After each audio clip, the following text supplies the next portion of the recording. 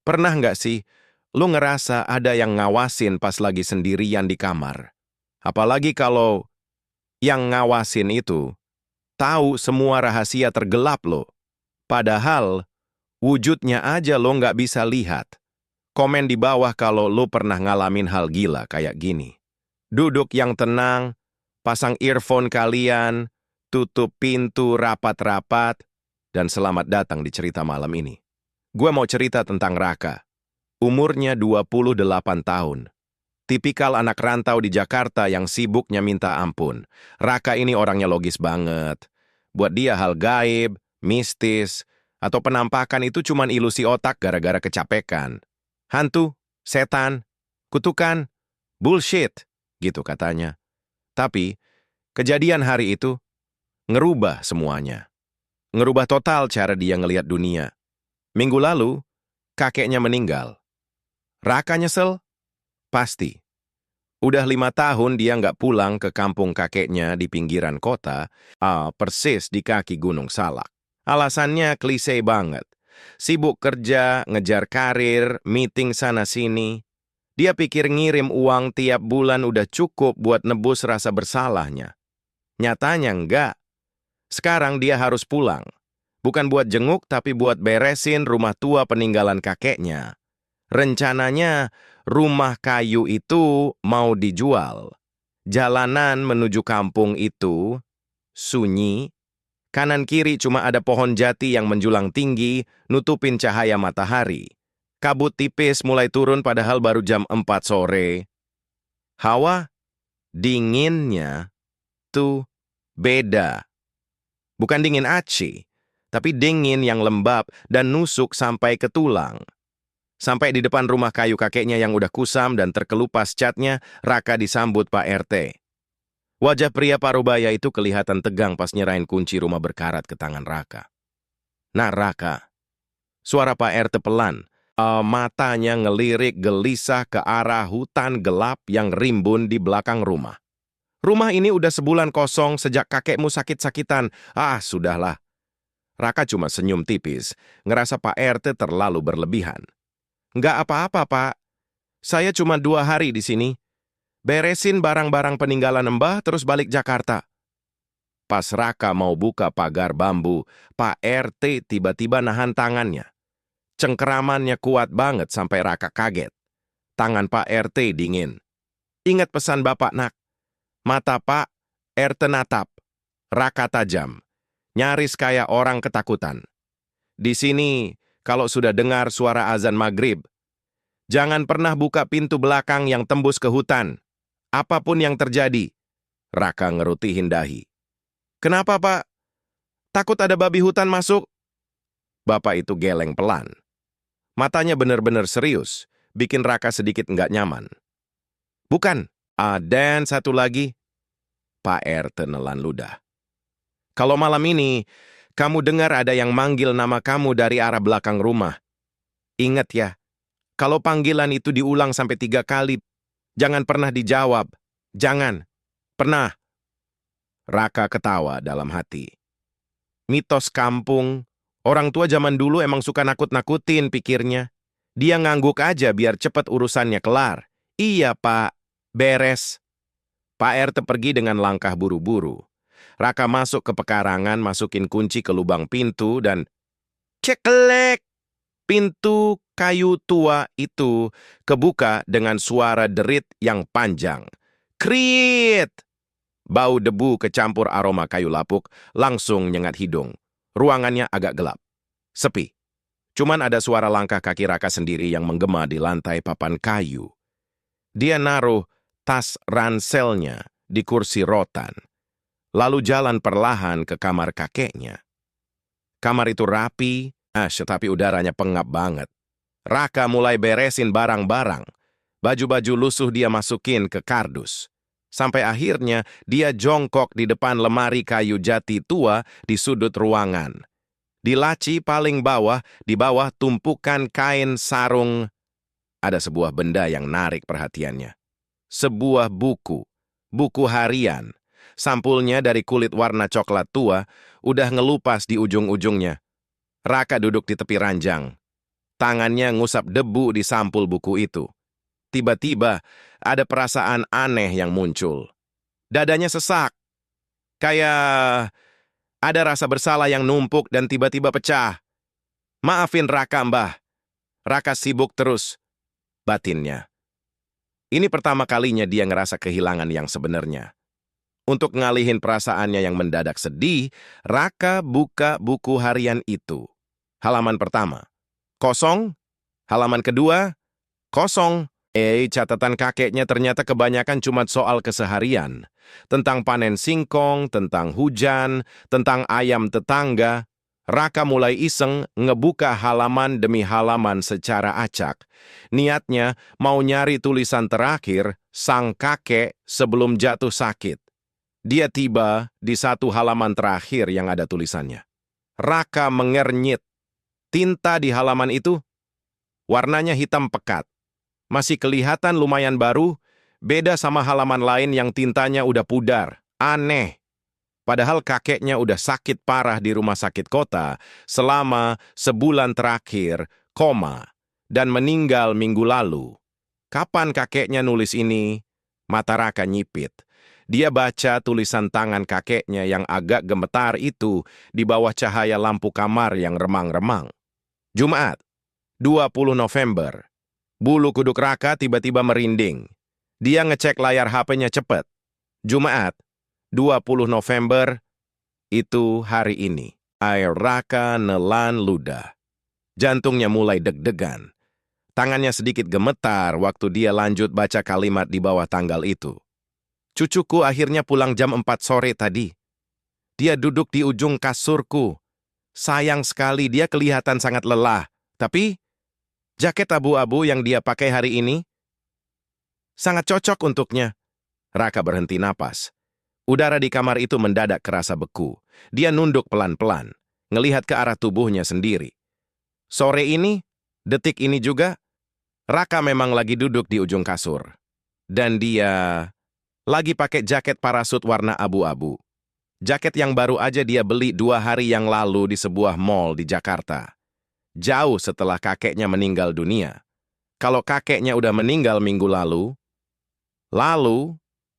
siapa yang nulis buku itu hari ini? Dan siapa yang dari tadi ngeliatin dia di kamar ini? Raka langsung nutup buku harian itu kasar. Brak! Jantungnya masih maraton. Dia narik napas dalam-dalam, nyoba ngendaliin otaknya yang mulai mikir macem-macem. Nggak mungkin. Gumam Raka sendirian di kamar yang remang itu. Suaranya agak bergetar. Ini pasti kebetulan. Atau ada orang iseng yang masuk ke sini sebelum gue dateng. Dia nyoba nyari alasan logis. Emang dasar Raka, cowok kota yang kelewat rasional. Buat dia, hal-hal kayak gini pasti ada penjelasannya. Pasti. Dia ngelempar buku harian kulit itu ke atas kasur, seolah benda itu bisa gigit kapan aja. Di luar jendela, langit mulai berubah warna. Dari jingga kemerahan, pelan-pelan jadi abu-abu gelap. Matahari udah tenggelam di balik bayangan Gunung Salak. Waktu maghrib udah tiba. Suara azan sayup-sayup kedengeran dari masjid desa yang jaraknya lumayan jauh. Harusnya suara itu bikin tenang, kan? Tapi di rumah kayu ini, suasananya malah beda. Udaranya mendadak terasa berat. Kayak ada tekanan yang bikin napas jadi agak sesak. Suara jangkrik dan tonggeret di hutan belakang rumah mulai saut-sautan. Berisik banget. Tapi di dalam rumah sunyinya minta ampun. Saking sunyinya Raka bisa dengar suara detak jam dinding tua di ruang tengah. Tik, tok, tik, tok. Raka keluar dari kamar, jalan ke ruang tengah buat nyalain lampu. Cetek. Lampu bohlam kuning di tengah ruangan nyala, tapi redup. Kedap-kedip sebentar sebelum akhirnya stabil. Cahayanya nggak cukup buat nerangin sudut-sudut ruangan yang gelap. Mata Raka tertuju pada kursi goyang rotan di sudut ruangan. Kursi kesayangan kakeknya. Dulu, Mbah selalu duduk di situ sambil dengerin radio, nungguin Raka kecil pulang main dari sungai. Oh, Raka terdiam. Dadanya mendadak terasa sesak lagi. Kali ini bukan karena takut, tapi karena penyesalan yang luar biasa dalam. Dia berdiri di tengah ruangan remang itu. Pikirannya melayang. Gue emang cucu durhaka ya. Batin Raka perih. 5 tahun. 5 tahun gue sibuk ngejar dunia di Jakarta. Ngebiarin Mbah sendirian di rumah segede dan sesepi ini. Cuma transfer uang tiap bulan. Ngerasa udah jadi cucu yang berbakti. Padahal Mbah cuma butuh ditemenin. Maafin Raka, Mbah. Raka benar-benar nyesel. Raka ngusap wajahnya kasar. Matanya sedikit berkaca-kaca. Dia benar-benar sendirian sekarang. Nggak ada siapa-siapa lagi. Tapi, apakah dia benar-benar sendirian? Di tengah keheningan dan lamunannya itu, tiba-tiba srek. Srek. Srek. Raka tersentak. Kepalanya langsung mendongak ke atas, ke arah loteng kayu. Ada suara langkah kaki. Diseret, pelan, srek, srek. Suaranya dari ujung loteng di atas kamar Mbah, pelan-pelan bergerak menuju ke arah ruang tengah. Tepat di atas kepala Raka sekarang. Raka nelan ludah. Tikus, gumamnya pelan, nyoba nenangin diri sendiri. Iya, itu pasti tikus gunung. Atau musang. Rumah kosong sebulan, wajar banyak binatang masuk ke loteng. Dia terus ngomong gitu di dalam hati. Nyugesti dirinya sendiri. Tapi logika sialannya juga mulai protes. Tikus sebesar apa yang langkah kakinya diseret dan seberat itu? Bunyinya tuh kayak langkah kaki orang tua yang kakinya diseret di atas papan karena susah diangkat. Srek, srek. Suara itu berhenti. Pas di atas kepala Raka. Raka nahan napas. Dia nggak berani gerak. Matanya terus natap papan kayu di langit-langit, seolah takut ada yang bakal tembus dari sana. Detik berikutnya, aneh suhu di ruang tengah itu anjlok drastis. Bener-bener dingin. Bukan dingin hawa pegunungan biasa, ini dingin yang bikin bulu kuduk di tengkuk Raka langsung berdiri tegak. Dingin yang lembab. Hidung Raka mengendus sesuatu. Bau aneh tiba-tiba menuhin ruangan. Bau tanah basah. Kayak tanah yang baru aja digali sehabis hujan lebat. Padahal dari kemarin kampung ini nggak turun hujan sama sekali. Belum sempat otak Raka memproses bau tanah itu, muncul aroma lain yang nyampur. Wangi. Sangat wangi. Wangi bunga melati. Nyengat banget. Saking pekatnya wangi melati itu, perut Raka sampai bergejolak mual. Wanginya seolah-olah ada orang yang nempelin bunga itu tepat di depan hidungnya. Sialan! Umpat Raka tertahan. Keringat dingin mulai merembes di pelipisnya. Dia pengen keluar rumah, nyari udara segar, tapi kakinya entah kenapa terasa kaku. Dan di saat ketegangannya udah sampai di ubun-ubun. Di sudut ruang tengah, di atas meja kayu kecil dekat kursi goyang, ada sebuah radio transistor jadul.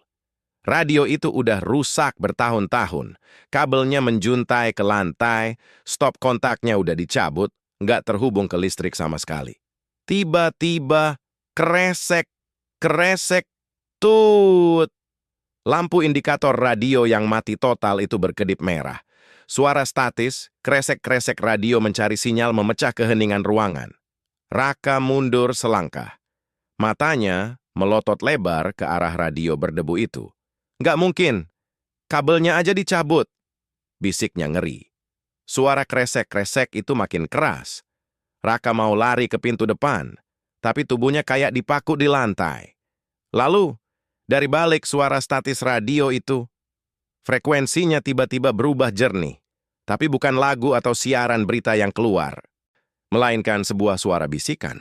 Suaranya parau, serak, dan pelan, seolah bibir si pembicara nempel tepat di speaker radio. Gue emang cucu durhaka? Mata Raka makin terbelalak. Jantungnya seakan berhenti berdetak. 5 tahun, ngebiarin Mbah, sendirian. Radio usang yang nggak colok listrik itu. Baru aja mengulang persis. Setiap kata, setiap kalimat, Dari apa yang baru saja Raka batinin dan sesali di dalam kepalanya sendiri beberapa menit yang lalu. Maafin Raka, Mbah. Suara di radio itu tertawa pelan. Tawanya kering, hampa, dan diakhiri dengan suara tangisan lirih. Di saat yang sama, lampu kuning di atas kepala Raka mati total. Ruang tengah itu langsung gelap gulita. Bukan gelap yang matanya pelan-pelan bisa nyesuaiin, tapi gelap pekat yang bikin lo nggak tahu tangan lo sendiri ada di mana. Cuma ada sisa cahaya bulan yang redup masuk lewat celah-celah papan jendela. Raka panik. Nafasnya mulai nggak beraturan. Jantungnya berdetak kencang banget sampai dia ngerasa dadanya mau pecah. Cowok rasional ini akhirnya ngerasain apa yang namanya takut beneran. Takut yang bikin keringat dingin ngucur deres dari dahinya. "Sial! Mati lampu lagi!" umpat Raka, suaranya gemetar. Dia merogoh kantong celananya dengan tangan yang ikutan gemetar, nyari HP buat nyalain flashlight. Sialnya, HP-nya dia tinggal di kasur kamar Mbah tadi, waktu baca buku harian. Raka inget Mbah suka nyimpen senter di atas meja dekat radio rusak tadi. Sambil meraba-raba meja kayu itu, matanya nyoba fokus ke kegelapan. Tangannya nggak sengaja nyenggol radio yang tadi nyala sendiri. Benda itu dingin banget kayak es. Raka langsung narik tangannya jijik campur ngeri. Syukurlah, tangannya berhasil nemuin benda silinder panjang berbahan besi. Senter. Raka langsung nyalain tombolnya. Klik. Cahaya kuning terang nyorot lurus ke dinding ruang tengah. Napas Raka sedikit lega. "Oke, tenang Kak, tenang. Cuma mati lampu, skringnya pasti turun." Gumamnya, nyoba ngomong sama diri sendiri buat ngusir sepi yang mencekam.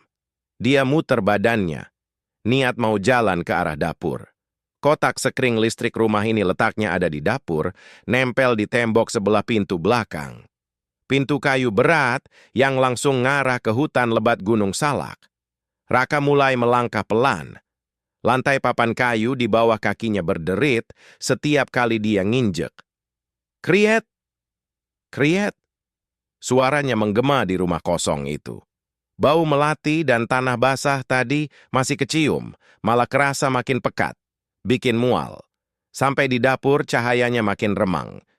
Raka nyorotin senter ke dinding dekat pintu belakang. Benar aja saklar skringnya turun. Dia buru-buru ngulurin tangan buat naikin saklarnya. Cetek. Lampu dapur nyala, lampu ruang tengah juga ikut nyala. Raka ngehela napas lega. Ketegangannya sedikit mereda.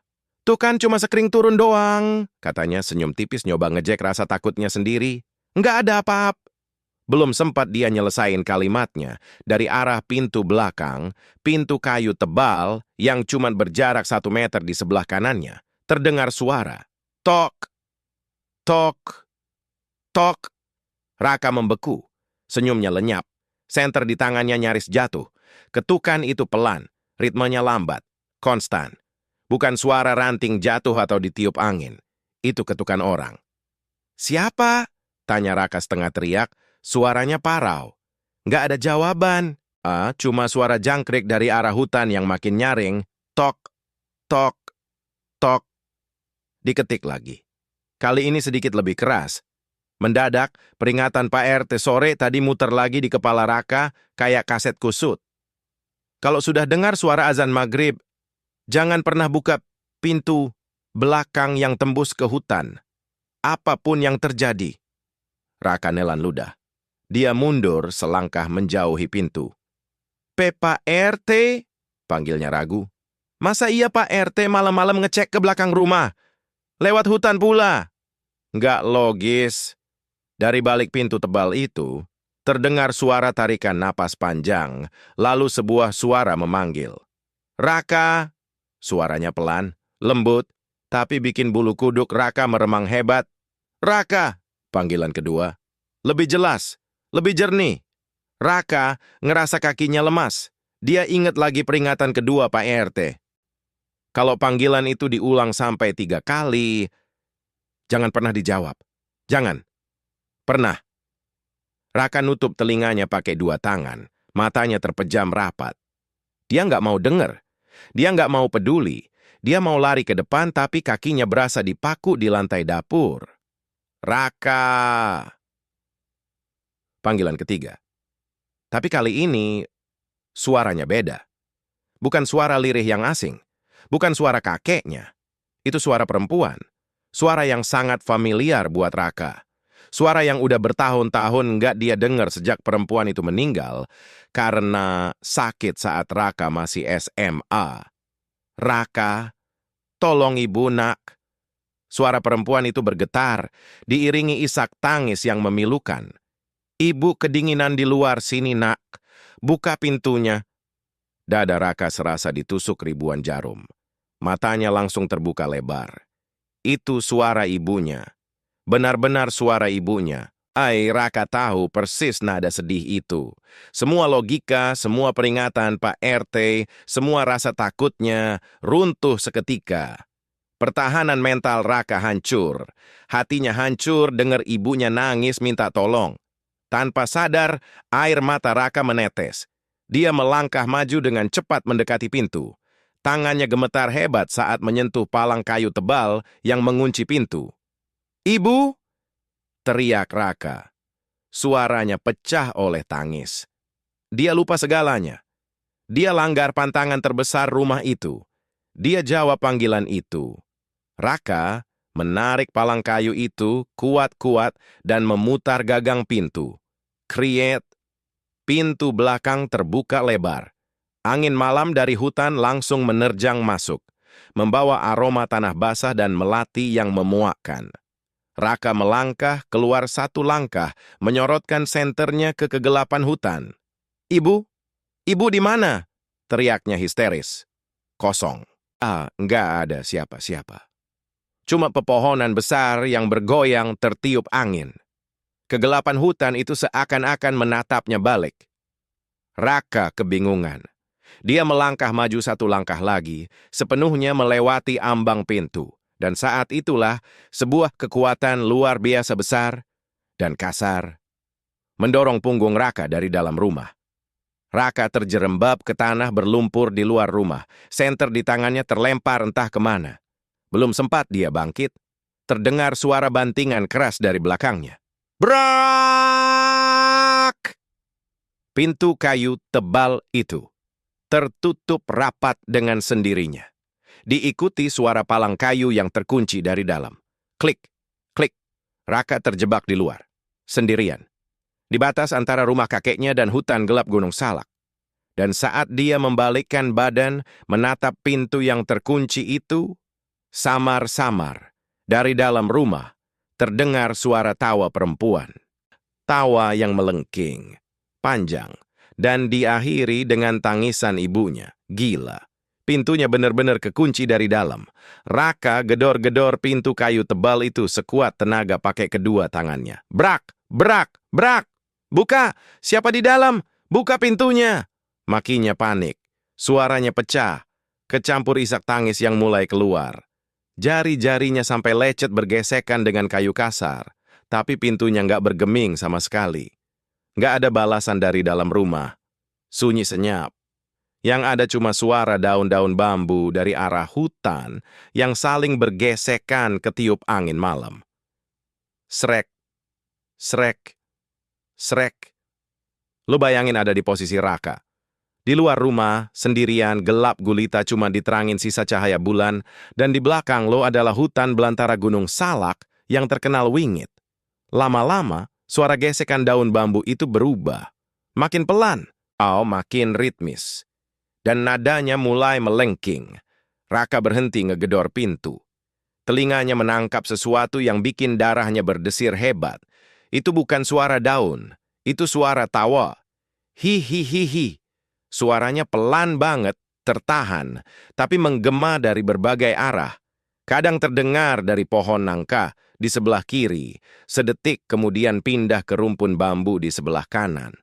Hutan itu seolah-olah hidup dan lagi ngetawain kepanikan Raka. Raka nggak kuat lagi. Otaknya ngasih perintah satu kata, lari. Dia putar balik badan, niat lari menyusuri pekarangan samping rumah buat menuju ke pintu depan atau jalan raya. Raka lari sekencang-kencangnya menerobos semak-semak. Ranting-ranting tajam ngegores betis dan lengannya. Tapi dia nggak peduli. Napasnya ngos-ngosan, dadanya terasa mau meledak. Tapi ada yang aneh. Aneh banget.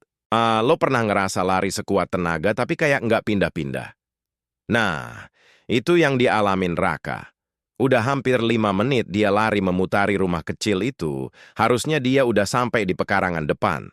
Tapi saat dia keluar dari semak-semak, ujung pelariannya malah bawa dia balik lagi ke titik awal. Tepat di depan pintu belakang kayu yang tadi tertutup rapat. Raka mematung.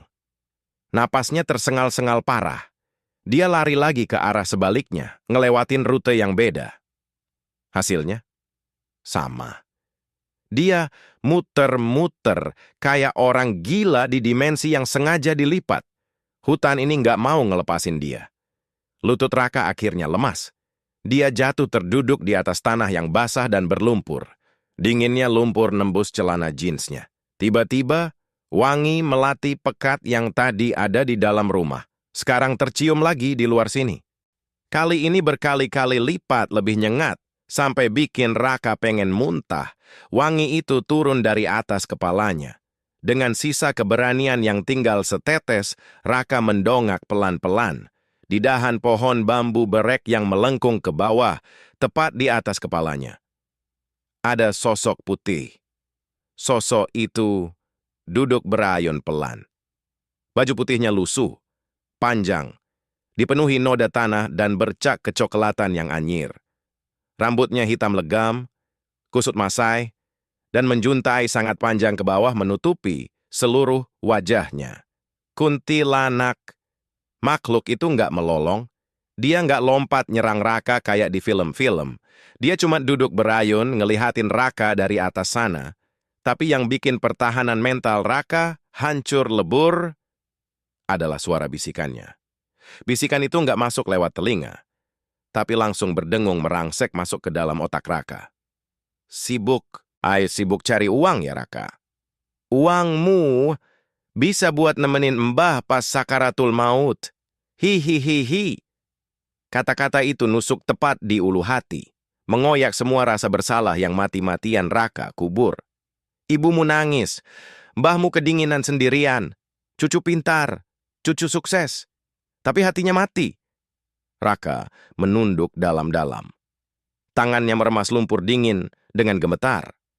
Air matanya tumpah deras. Di titik ini, Raka hancur. Semua keangkuhannya sebagai cowok kota yang logis, gelar sarjananya, saldo rekeningnya yang tebal. Semuanya nggak ada artinya di sini. Logika nggak bisa nyelamatin dia. Selama ini dia merasa paling realistis karena menolak hal gaib, tapi malam ini, kesombongannya ditampar habis-habisan oleh alam semesta. Maafin Raka. Isak Raka parau, bahunya terguncang hebat. Maafin Raka mbah, ibu. Raka salah. Raka egois. Tolong Raka minta maaf. Dia menangis sesenggukan layaknya anak kecil yang tersesat. Pasrah. Benar-benar pasrah. Dia nggak berani mengangkat wajahnya lagi. Dia cuma berharap malam jahanam ini cepat berakhir. Tapi, di tengah tangisannya yang memilukan itu, hidung Raka menangkap aroma baru. Bau kapur barus yang sangat menyengat, bercampur dengan aroma daging busuk dan tanah makam yang lembab. Bau itu asalnya dari bawah, dari depan wajahnya. Jaraknya paling cuma sejengkal dari hidungnya yang menunduk. Raka berhenti menangis. Napasnya tercekat di tenggorokan. Pelan-pelan, matanya membuka, menatap ke arah tanah berlumpur tepat di depannya. Hal pertama yang dia lihat adalah sehelai kain kafan putih lusuh yang penuh bercak tanah kuning kemerahan. Pandangan Raka naik sedikit dengan gemetar. Kain kafan itu diikat sangat kencang dengan tali simpul dari kain yang sama di bagian bawah. Membungkus sepasang kaki yang kaku, pucat, dan sedikit melayang dari tanah. Ada pocong, berdiri tegak lurus bak pilar kematian, tepat di depan hidung Raka.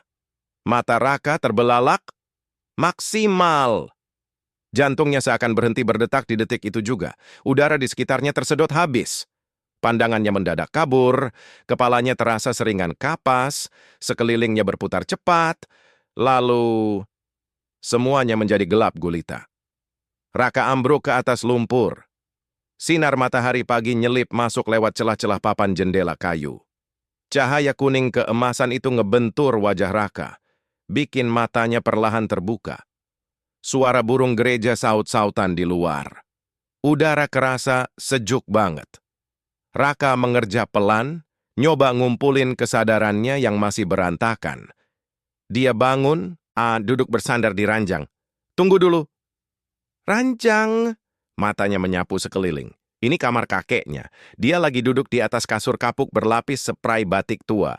Raka buru-buru ngelihat ke arah badannya sendiri. Dia masih pakai jaket parasut abu-abu yang kemarin. Tapi bersih. Nggak ada lumpur sama sekali. Celana jeansnya kering.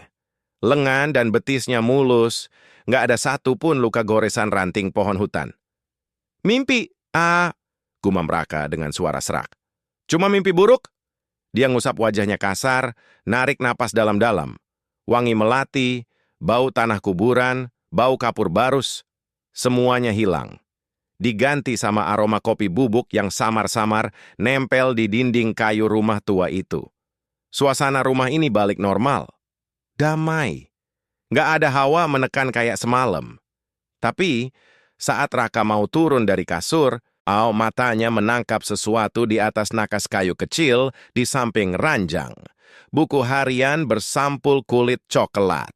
Posisinya terbuka di halaman terakhir. Halaman yang sama yang bikin jantung Raka mau copot kemarin sore. Dengan tangan yang masih sedikit gemetar, Raka ngambil buku itu. Tinta hitam yang kemarin nulis tentang jaket abu-abu masih ada di sana. Berarti kemarin sore bukan mimpi. Tapi, yang bikin napas Raka kembali tercekat adalah ada satu baris kalimat baru di bawahnya. Ditulis pakai tinta biru yang masih basah. Tulisannya rapi, persis seperti tulisan tangan mbahnya sewaktu masih sehat dulu. Mbah sudah memaafkanmu, Le. Jangan pernah lupa dari mana kamu berasal. Ingat akarmu, Raka. Pertahanan Raka runtuh. Dia nggak ketakutan. Dia nggak lari. Raka mendekap buku harian lusuh itu erat-erat ke dadanya, menunduk, asyik dan menangis sejadi-jadinya. Tangisannya memecah keheningan pagi. Pagi itu Raka sadar, teror mengerikan semalam. Kuntilanak, pocong, suara ibunya. Itu bukan setan iseng yang mau nyelakain dia. Itu adalah cara mereka, para leluhur penjaga keluarga ini, menampar ego Raka. Menghancurkan kesombongan dan logika keangkuhannya sebagai manusia kota yang merasa uang bisa menggantikan kehadiran keluarga. Raka butuh dihancurkan mentalnya sampai titik terendah, supaya dia bisa sadar akan kesalahannya yang bertahun-tahun menelantarkan kakeknya sendirian. Hari itu, Raka nggak langsung pulang ke Jakarta. Dia ngabisin waktu seharian buat ngebersihin seluruh sudut rumah. Dia ngepel lantai papan kayu dengan hati-hati. Ngelap kursi, goyang mbah. Dan buka semua jendela biar cahaya matahari masuk. Sorenya, dia mampir ke makam mbah. Dan ibunya, nabur bunga, dan berdoa lama banget di sana. Mengirimkan doa dan permintaan maaf yang paling tulus dari lubuk hatinya. Keesokan paginya, Raka akhirnya siap buat pulang. Dia narik napas lega pas ngunci pintu depan rumah kayu itu. Nggak ada lagi rasa takut. Rumah itu kerasa hangat. Sekarang. Raka masuk ke dalam mobilnya, menyalakan mesin, dan mulai melaju menyusuri jalanan desa yang berbatu. Hatinya terasa sangat ringan. Beban penyesalan yang selama ini diam-diam menggerogoti jiwanya. Luruh sudah. Dia sudah dimaafkan. Namun saat mobil Raka berbelok perlahan melewati gapura pembatas desa, entah kenapa, matanya refleks melirik ke kaca spion tengah. Di sana, di balik debu jalanan yang beterbangan, Raka melihat sosok kakeknya. Mbak berdiri tegak di samping gapura bambu, mengenakan baju koko putih kesayangannya. Ae tersenyum sangat hangat sambil melambaikan tangan ke arah mobil Raka. Raka tersenyum haru, matanya sedikit berkaca-kaca. Dia balas mengangguk pelan dari dalam mobil. Tapi detik berikutnya, ting! Layar HP Raka yang ditaruh di atas dashboard tiba-tiba menyala. Ada satu notifikasi. Pesan masuk dari nomor yang gak dikenal. Sambil tetap memegang setir, Raka melirik layar HP-nya. Senyum di bibirnya perlahan memudar, digantikan oleh desir halus yang tiba-tiba merayap di tengkuknya. Pesan itu singkat. Hati-hati di jalan. Sampai jumpa tahun depan ya. Cucu kesayangan. Raka menelan ludah. Kakeknya. Seumur hidup nggak pernah punya smartphone. Jangankan WhatsApp. Megang HP layar sentuh aja nggak pernah bisa. Lalu, siapa yang baru saja mengirim pesan itu? Dan dari mana dia dapat nomor Raka? Raka menatap jalanan lurus di depannya. Nah, tak berani lagi melihat ke kaca spion. Misteri Gunung Salak rupanya belum benar-benar selesai. Nah, itu dia akhir dari perjalanan Raka. Terkadang, sesuatu yang gaib itu nggak selalu datang buat menyakiti, tapi buat mengingatkan kita yang masih hidup, kalau kita sudah terlalu jauh melangkah dari akar kita sendiri. Gimana menurut kalian? Kalau kalian jadi Raka setelah dapat pesan WhatsApp kayak gitu, berani nggak kalian balik lagi ke kampung itu tahun depan? Coba tulis pendapat dan teori kalian di kolom komentar di bawah. Jangan lupa klik like. Kalau kalian suka cerita malam ini, share ke teman kalian yang suka traveling sendirian, dan pastikan kalian udah subscribe supaya nggak ketinggalan cerita horor mencekam lainnya dari gue. Sampai jumpa di malam berikutnya. Tetap waspada karena mereka selalu mengawasi.